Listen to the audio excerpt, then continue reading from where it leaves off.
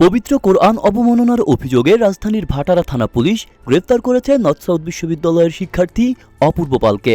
শনিবার গভীর রাতে রাজধানীর একটি আবাসিক এলাকা থেকে তাকে আটক করা হয়।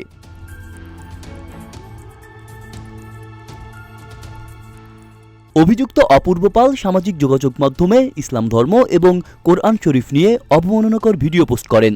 ভিডিওগুলো শনিবার দুপুরে তার ব্যক্তিগত ফেসবুক অ্যাকাউন্ট থেকে প্রকাশিত হয়, যা মুহূর্তের মধ্যে ভাইরাল হয়ে পড়ে এবং সাধারণ মানুষের মাঝে চরম ক্ষোভের সৃষ্টি করে।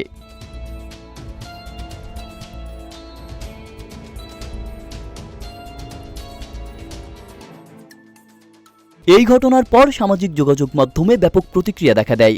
বহু মানুষ পোস্টগুলোর তীব্র নিন্দা জানান এবং অভিযুক্তদের বিরুদ্ধে দৃষ্টান্তমূলক শাস্তির দাবি তোলেন।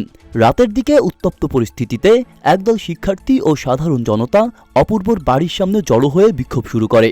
তারা দ্রুত আইনানুগ ব্যবস্থা গ্রহণের আহ্বান জানান।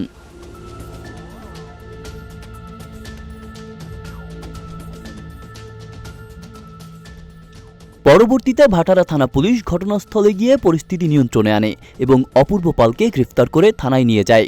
পুলিশ জানায়, তার বিরুদ্ধে ধর্মীয় অনুভূতিতে আঘাত হানার অভিযোগে মামলা নেওয়া হয়েছে এবং তাকে প্রাথমিক জিজ্ঞাসাবাদ করা হচ্ছে। ঘটনার তদন্ত চলছে এবং প্রমাণের ভিত্তিতে পরবর্তী আইনি ব্যবস্থা গ্রহণ করা হবে।